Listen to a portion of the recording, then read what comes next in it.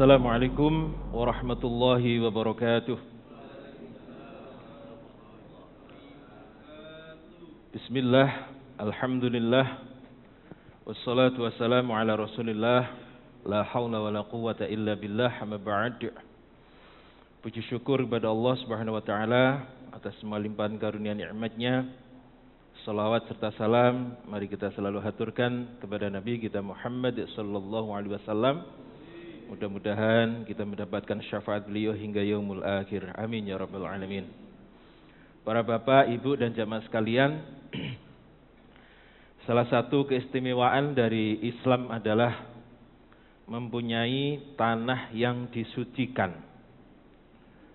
atau tanah yang lebih dikenal dengan tanah haram. Okay. Mana saja nih Pak? Budi? Mekah sama Madinah.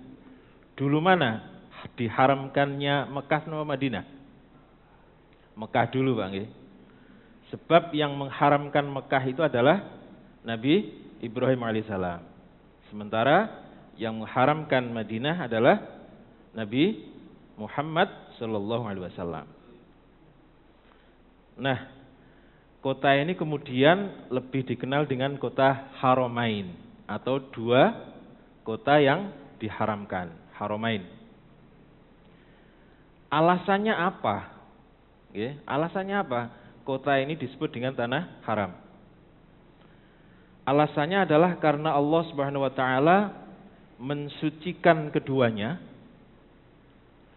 dengan menetapkan banyak aturan, kemudian larangan yang tidak boleh dilanggar. Itu alasannya, Bang. Contoh ya, melakukan perusakan itu tidak boleh. Memotong pohon, kecuali kalau ada keperluan tertentu, mengkhawatirkan dan lain-lain. Memotong pohon tidak boleh. Membunuh binatang buruan, nggak boleh. Mengangkat senjata untuk perang juga tidak boleh. Kemudian memungut barang yang jatuh juga tidak boleh, kecuali untuk untuk diumumkan. Nah itu boleh. Jadi kalau ada barang HP keleleran Pak, itu tidak boleh diambil, kecuali diserahkan kepada, misalnya diserahkan kepada askar misalnya, boleh untuk diumumkan. Jadi sebagaimana yang disabdakan oleh Nabi, Inna Ibrahima harrama Makkah wa inni haramtul Madinah.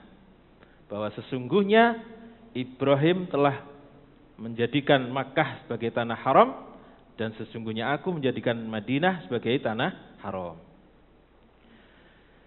Nah, para jamaah sekalian, begitu utamanya dua kota suci ini, terlebih adalah Masjidil Haram.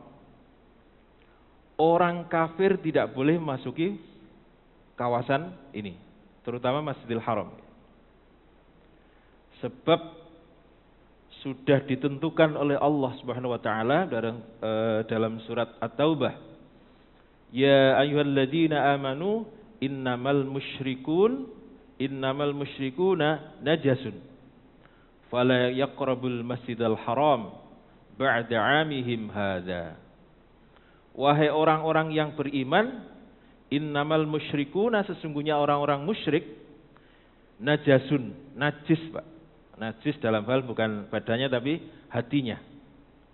Fala yaqrabul Masjidal Harama, maka jangan diperbolehkan untuk mendekati, bahkan mendekati tidak boleh. Masjidil Haram ba'da 'amihim hadza, setelah tahun ini. Jadi ayat ini disampaikan ketika Sayyidina Abu Bakar As-Siddiq melakukan umroh atau sekarang haji, disusul oleh Sayyidina Ali karena surat At-Taubah Pak, surat At-Taubah yang awal-awal itu turun di Madinah, kemudian Sayyidina Ali disuruh Nabi untuk menyampaikan kepada Sayyidina Abu Bakar yang di Makkah. Salah satunya adalah ini. Jadi orang-orang musyrik itu kemudian dikasih waktu selama 4 bulan ini harus pindah dari kota Mekah, kecuali orang musyrik yang mau masuk Islam, dalam rangka untuk membersihkan area Masjidil Haram dan kota Mekah dari orang-orang musyrik. Jadi berdasarkan ayat ini, para jamaah sekalian, yang boleh masuk adalah orang yang hatinya mensucikan sekaligus mengesahkan Allah Subhanahu wa taala. Siapa dia? Orang-orang muslim, okay. Jadi yang boleh masuk ke Masjidil Haram, kota Mekah dan Madinah, terutama Masjidil Haram, itu adalah hanya orang-orang muslim. Sedangkan non-muslim diharamkan untuk memasuki dua kota suci ini, terlebih Masjidil Haram. Sehingga kemudian para ulama ini mengatakan ngeten, Pak. Jangankan tubuhnya, Pak, jangankan tubuhnya masuk, andekan rambutnya saja ini dari luar terus ditiup angin masuk ke dua kota suci ini, maka jika ada yang mengetahui itu, maka dia wajib mengambil rambut itu kemudian dikeluarkan. Masya Allah. Lah sapa sing sumer, Pak? Ini rambutnya orang kafir apa atau orang muslim? Ini peribahasa, Pak, nggih. Jadi ini peribahasa. Maksudnya adalah orang muslim ini disuruh benar-benar menjaga kesucian daripada dua kota suci ini. Masya Allah. Lalu bagaimana dengan Masjid Al-Hidayah, Pak? Boleh nggak mboten? Orang non-muslim masuk ke Masjid Al-Hidayah boleh? Boleh jawabannya, nggih. Boleh. Kalau enggak boleh, Pak, ada orang mau masuk Islam, berarti prosesnya di luar. Karena dia belum Islam, nggih. Jadi khusus Masjidil Haram, nggih. Khusus Masjidil Haram disebutkan dalam Al-Qur'an najis, tidak boleh masuk. Ngoten, Pak, nggih. Nah, pertanyaan berikutnya adalah, apakah larangan itu berlaku secara mutlak, Pak? Mutlak niku pokoke, pokoke non muslim dilarang masuk. Ya napa, Pak? Mutlak napa mboten? Jawabannya adalah tidak, nggih. Jawabannya tidak.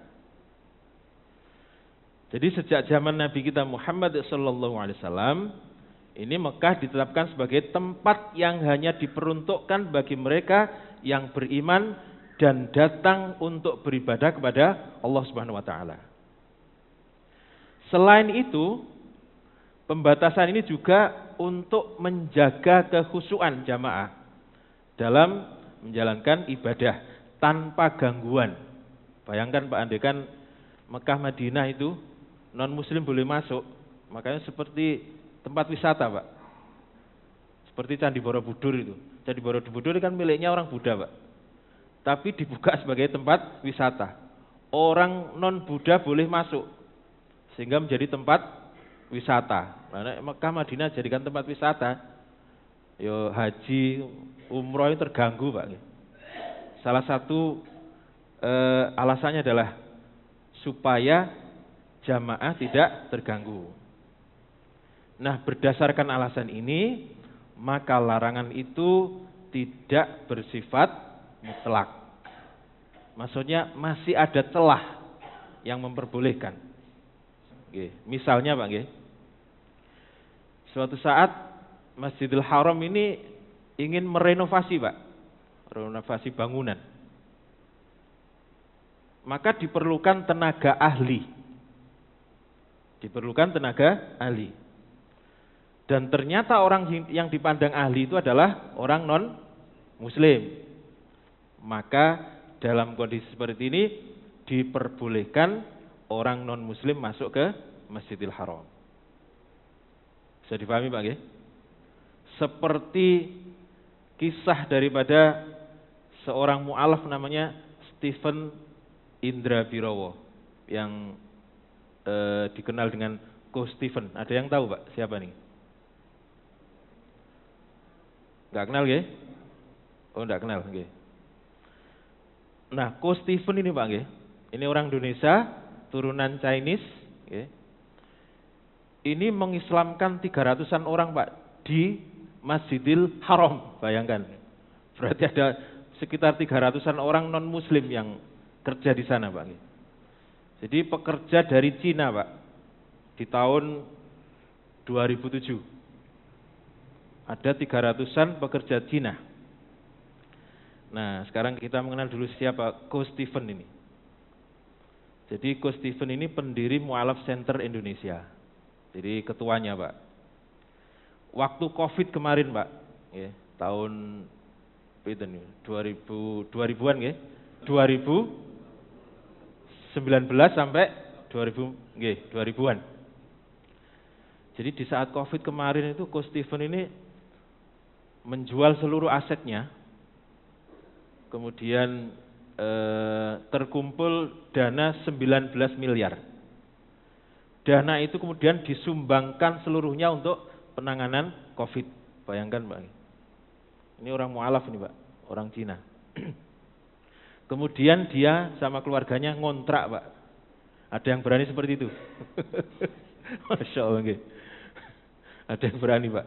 Jadi seluruh hartanya dijual, terkumpul 19 miliar, disumbangkan untuk penanganan COVID, dan dia sendiri kemudian ngontrak bersama istri dan anaknya. Masya Allah. Dan dia meninggalnya di Surabaya Pak, tahun 2022. Itu beliau meninggal di Surabaya. Ada acara Hijrah Fest atau apa gitu ya. Masya Allah. Lalu bagaimana kisahnya? Jadi di saat itu ada atau sedang ada proyek renovasi atau apa nih? Perluasan Masjidil Haram. Perluasan Masjidil Haram yang dulu pernah ada jamaah haji kena keren itu ya. Kerubuhan keren itu yaitu karena ada proyek perluasan. Ada proyek perluasan Masjidil Haram. Di sana ini banyak sekali tenaga kerja dari Cina, Pak. Kalau orang Arab tidak mungkin disuruh ikut kerja. Orangnya sudah kaya-kaya, Pak, nggak mau kerja. Akhirnya kemudian datangkan dari Cina. Nah, hal ini menarik bagi Ko Stephen ini. Sebab non-muslim sebenarnya tidak boleh masuk Masjidil Haram. Tetapi ini banyak pekerja dari Cina. Yang rata-rata mereka tidak beragama atau ateis. Atau non-muslim lah. Masya Allah. Nah, singkat cerita Pak. Setelah melakukan pendekatan secara humanis. Pokoknya ditukokno orang 300-an itu, 317. Itu dibelikan makan semuanya. Dibelikan makan. Terus ngomong-ngomong Pak. Masya Allah. Akhirnya 317 orang ini semuanya bersyahadat Pak. Bayangkan itu. Luar biasa ini orang. Masya Allah. Dan peristiwa ini kemudian menarik perhatian daripada Syekh Abdurrahman As-Sudais. Besoknya tiba-tiba Ko Stephen ini didatangi askar Pak. Kagetnya bukan main, didatangi askar. Waduh, ada kesalahan apa ini kan begitu. Jadi dijemput askar kemudian diajak menghadap kepada Syekh Abdurrahman As-Sudais. Lalu terjadilah dialog Pak. Kata Syekh Abdurrahman As-Sudais, apa yang engkau lakukan dengan 317 orang kemarin? Ini sudah deg-deg Pak. Jangan-jangan nanti saya ini setelah ini ditahan gitu. Kemudian Ko Stephen mengatakan, saya hanya membimbing mereka untuk masuk Islam. Ini perkataannya dalam bahasa Inggris. Jadi Syekh Abdurrahman As-Sudais ini juga ternyata bahasa Inggrisnya bagus. Sebab, kata Ko Stephen tadi, sebab non-muslim tidak boleh masuk Masjidil Haram. Masya Allah. Lalu Syekh Abdurrahman As-Sudais ini mengatakan, kamu tahu, saya ini lahir di Mekah. Kemudian besar juga di Mekah. Dan saya juga menjadi imam di Masjid Mekah, Masjidil Haram. tapi saya belum pernah mengislamkan satu orang pun. Masya Allah. Sedangkan kamu sudah mengislamkan dalam satu waktu, mengislamkan 317 orang. Masya Allah. Maka kemudian Coach Stephen ini setiap ke Mekah pasti mampir di rumahnya ini, Syekh Abdurrahman As-Sudais itu. Lalu apa kaitannya dengan Sayyidina Umar bin Khattab? Kita ini sekarang sedang membahas detik-detik akhir kehidupan daripada Sayyidina Umar bin Khattab. Apa kaitannya? Jadi Sayyidina Umar itu juga tidak mengizinkan para tawanan-tawanan dari luar, dari wilayah-wilayah yang ditaklukkan oleh orang Islam, yaitu wilayah Syam dan wilayah Persia. Oke. Jadi tawanan ini tidak boleh masuk ke kota Madinah, sebab bukan orang, bukan orang Muslim, kecuali mereka yang sudah mau masuk Islam. Itu diperbolehkan, walaupun mereka tawanan. Jadi selain memang ada larangan, sikap Sayyidina Umar ini menunjukkan kebijakan dan pandangan jangka panjangnya. Sebab orang-orang yang dikalahkan oleh pasukan Muslim, yang ditawan itu, ini pasti memiliki kebencian dan dendam kepada orang-orang Muslim. Nah, kalau itu dibebaskan masuk di Madinah, ini sangat membahayakan orang-orang Muslim sendiri. Sebab mereka bisa berkonspirasi di antara mereka, kemudian melakukan hal-hal yang membahayakan orang-orang Muslim. Ini pandangan Sayyidina Umar, Bang. Jadi memang selain ada larangan, tetapi Sayyidina Umar juga memandang ini sangat membahayakan. Masya Allah. Jadi dengan alasan inilah kemudian Sayyidina Umar melarang mereka tinggal di Madinah, yaitu untuk melindungi orang Madinah dari keburukan yang mungkin terjadi disebabkan oleh tawanan-tawanan tersebut. Nah, akan tetapi para jamaah sekalian, sebagian sahabat ini mempunyai budak, dari tawanan perang, baik dari Syam maupun dari Persia. Ini terus membujuk Sayyidina Umar bin Khattab, terus membujuk dan mendesak Sayyidina Umar bin Khattab supaya mengizinkan mereka untuk tinggal di Madinah. Dengan alasan apa? Alasannya adalah budak itu nanti akan bisa membantu Madinah. Bisa membantu Madinah karena mereka mempunyai keahlian-keahlian khusus. Mempunyai keahlian-keahlian khusus yang tidak dimiliki oleh orang-orang Madinah. Terus dibujuk gitu, Pak. Masya Allah. Maka dengan alasan itulah akhirnya Sayyidina Umar ini terpaksa mengizinkan. Terpaksa mengizinkan. Jadi beberapa saja, Pak, tidak semuanya. Terpaksa mengizinkan beberapa orang non-muslim yang menjadi budak daripada para sahabat untuk tinggal di Madinah. Nah, salah satunya, Pak, salah satunya adalah budak dari seorang sahabat yang namanya Mughirah bin Syu'bah. Mughirah bin Syu'bah. Ini seorang gubernur bawahan Sayyidina Umar, gubernur Basra.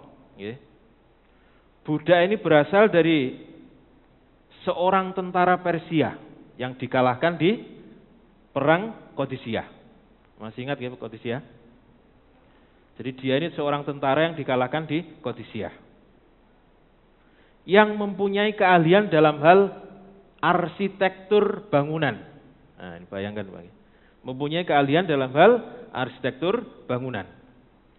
Dialah Fairuzan, yang lebih dikenal dengan julukan Abu Lu'lu'ah. Masya Allah. Dan dialah yang nantinya akan menjadi penyebab syahidnya Sayyidina Umar bin Khattab. Siapa tadi namanya, Pak? Abu Lu'lu'ah. Ini julukannya. Orang Madinah memanggil dia Abu Lu'lu'ah, tetapi namanya adalah Fairuzan, orang Persia. Oke. Kalau sekarang Iran, Iran tuh Pak. Masya Allah. Nah, masih ingat Pak doanya Sayyidina Umar Pak? Masih ingat? Yang kemarin saya sampaikan. Dan tanggapan putrinya. Sayyidina Umar kan berdoa ngeten Pak. Wahai Allah, berikan aku kesyahidan di jalanmu dan matikan aku di kota nabimu. Oke. Lalu putrinya yaitu Hafsah ini bertanya sekaligus protes kepada ayahnya. Wahai ayah, apakah engkau akan mengundang musuh ke kota nabimu sehingga engkau meminta syahid di kota nabimu? Masya Allah. Kata Sayyidina Umar, Allah datang dengan hal itu apabila dia kehendaki. Jadi nampaknya Pak nggih, ketegasan Sayyidina Umar dan ketelitiannya yang begitu luar biasa itu dikalahkan oleh doanya sendiri Pak. Karena dia berdoa begitu, maka kemudian ada celah bagi orang non muslim untuk masuk ke Madinah. Jadi sekali lagi ketegasan dan ketelitiannya itu dikalahkan oleh doanya sendiri. Karena beliau meminta syahid di kota nabinya, maka kemudian musuh datang tidak disadari. Siapa tadi namanya? Abu Lu'lu'ah atau Fairuzan. Lalu bagaimana Abu Lu'lu'ah ini merencanakan pembunuhan terhadap Sayyidina Umar? Akan kita bahas pada pertemuan yang akan datang. Demikian, kurang lebihnya mohon maaf, mudah-mudahan manfaat. Wassalamualaikum warahmatullahi wabarakatuh.